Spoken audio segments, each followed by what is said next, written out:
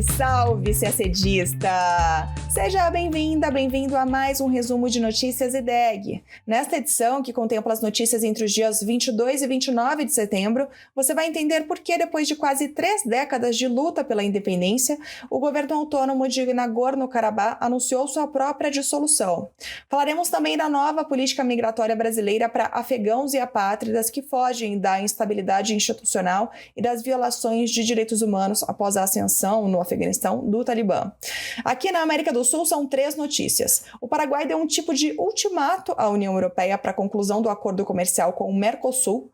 Os países da Bacia do Prata se reuniram para discutir a cobrança de pedágio por parte da Argentina na hidrovia Paraguai-Paraná. E Bolívia e Brasil concordaram em retomar o projeto para construir uma ponte sobre o rio Mamoré. E por fim, você vai entender por que o Tribunal Europeu de Direitos Humanos está julgando um caso envolvendo crise climática. Tudo isso você acompanha agora no nosso podcast. Começamos falando de um grande acontecimento no Cáucaso, uma região que fica ali entre Europa Oriental e Ásia Ocidental.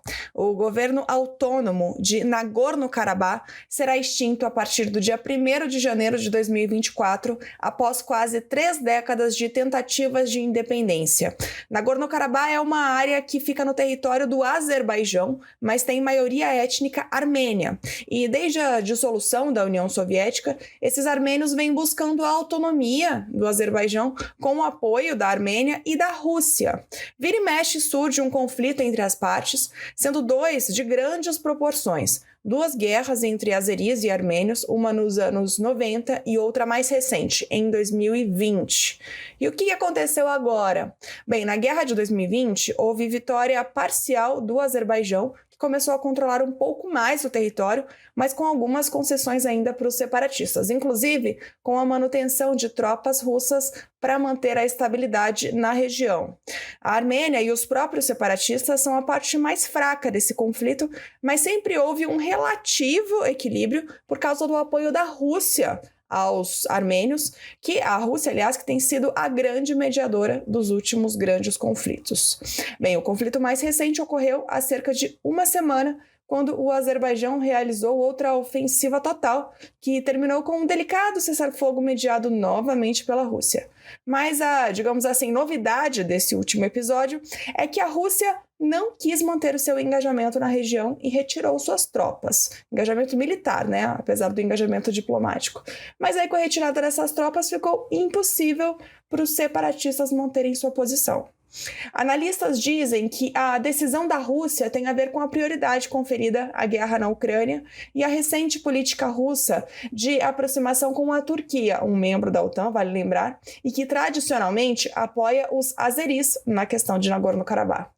A retirada de tropas russas não deixou muita margem de manobra ao governo autônomo do enclave, que publicou um decreto anunciando a dissolução das instituições de Nagorno-Karabakh e pedindo à população que se familiarize com as condições de reintegração.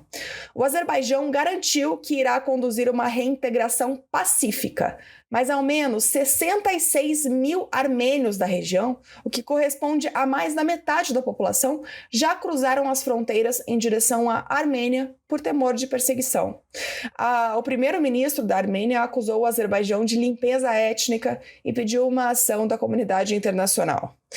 O Ministério das Relações Exteriores brasileiro publicou nota manifestando preocupação com esse deslocamento de milhares de civis, sobretudo em vista de suas graves implicações humanitárias e políticas. Segundo a nota, o Brasil considera indispensável a garantia à segurança da população residente, bem como a proteção de seus direitos. Também rejeita o recurso à força e à violência com o objetivo de alterar o status político da região. Para o Brasil, apenas soluções alcançadas por meio do diálogo e da diplomacia poderão resultar em paz sustentável e prosperidade para toda a região. A situação humanitária e de segurança em Nagorno-Karabakh e em torno seguirá sendo objeto de atenção do Brasil, segundo a nota, em coordenação com os demais membros do Conselho de Segurança das Nações Unidas, especialmente em vista da iminente assunção da presidência rotativa do órgão pelo Brasil em 1º de outubro. Agora falamos de política migratória brasileira.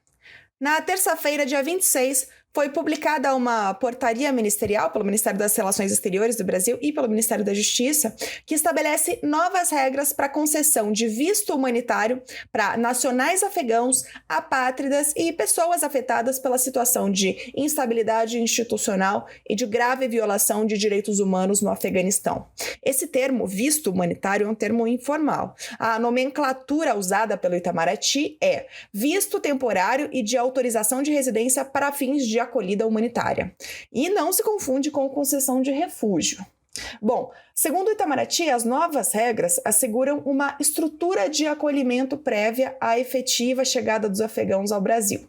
Isso significa que afegãos e apátridas que desejem migrar para o Brasil por causa da instabilidade e das condições de violações de direitos humanos no Afeganistão já podem buscar auxílio antes mesmo de chegar ao Brasil, nas embaixadas brasileiras em Islamabad, no Paquistão, e em Teherã, no Irã.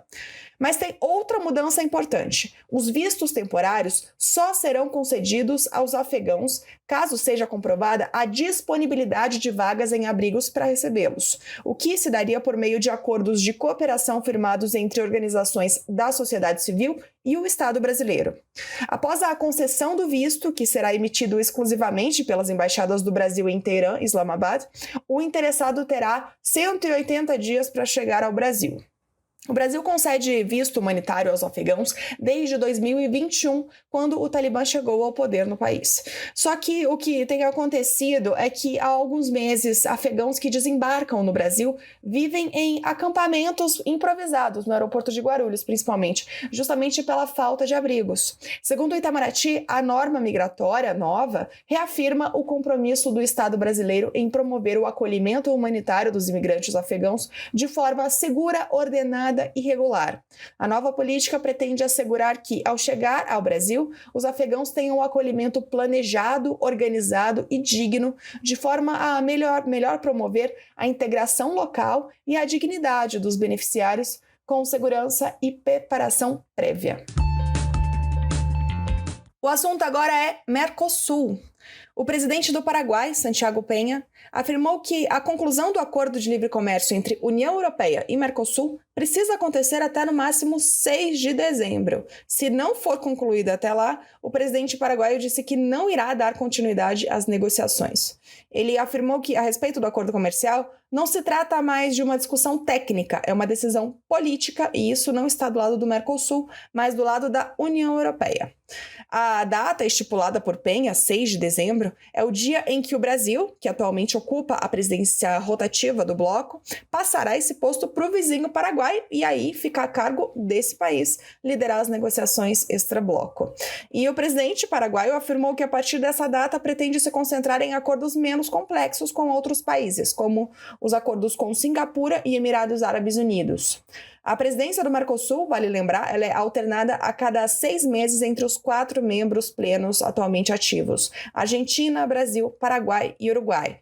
As declarações de Santiago Peña estão em sintonia com falas de seu homólogo brasileiro, o presidente Lula, que já afirmou em diversas ocasiões que espera uma conclusão do acordo até dezembro. Lula também já se queixou publicamente de várias exigências dos europeus, que têm sido encaradas pelos sul-americanos como um empecilho para a conclusão do pacto. Entre essas exigências estão as contrapartidas ambientais que surgiram este ano e a exigência da abertura do mercado de compras governamentais para os europeus. A Comissão Europeia, o órgão executivo da União Europeia, respondeu que o bloco continua a trabalhar com base no compromisso assumido em nível presidencial para concluir as negociações antes do final do ano. Ainda falando da região do Prata, na quarta-feira, dia 27, foi realizada na Embaixada do Brasil em Buenos Aires uma reunião especial do Comitê Intergovernamental da Hidrovia Paraguai-Paraná, CIH. O objetivo é buscar uma solução para a controvérsia entre a Argentina e os países vizinhos, incluindo o Brasil. Desde o início do ano, a Argentina vem cobrando um pedágio para as embarcações internacionais que passam pelo trecho do Rio Paraná, que compreende entre o Porto de Santa Fé e a confluência com o Rio Paraguai. A reunião foi convocada pelo Brasil ao amparo dos procedimentos para a solução de controvérsias definidos no protocolo adicional ao Acordo da Hidrovia e no regulamento interno do CIH. Bolívia, Brasil, Paraguai e Uruguai, como países signatários do Acordo da Hidrovia, questionam a cobrança do pedágio à luz dos procedimentos e parâmetros definidos pelo Tratado Internacional. Enquanto as partes não chegam ao acordo definitivo, a Argentina concordou que, durante 60 dias, não irá recorrer à justiça para cobrar os valores devidos. Ainda falando de fronteiras, os governos de Brasil e Bolívia anunciaram a renovação dos esforços para tirar do papel o projeto de construção de uma ponte sobre o rio Mamoré, na fronteira entre os dois países. Um acordo de 2007 já previa essa obra, mas o projeto ficou parado. Desde o início deste ano, os países contrataram equipes técnicas para analisar a viabilidade do projeto. E agora, dia 27, anunciaram a disposição de realizar a obra o quanto antes, levando em consideração, em especial, os interesses das comunidades locais nos dois lados da fronteira. Segundo nota conjunta dos dois governos, ficou combinado que o Brasil apresentará até o fim desta semana proposta para consideração pela Bolívia que reflita os interesses de ambos os países e sua posterior ratificação, segundo estabelecido pelo Acordo de 2007. Na nota, os governos de Brasil e Bolívia reiteram ainda o excelente estado das relações bilaterais que envolvem hoje diversos projetos e iniciativas voltados para a melhoria da integração física e econômica entre os dois países, em benefício de suas populações. Por fim, falamos de meio ambiente e direitos humanos, dois temas que parecem estar conectados cada vez mais.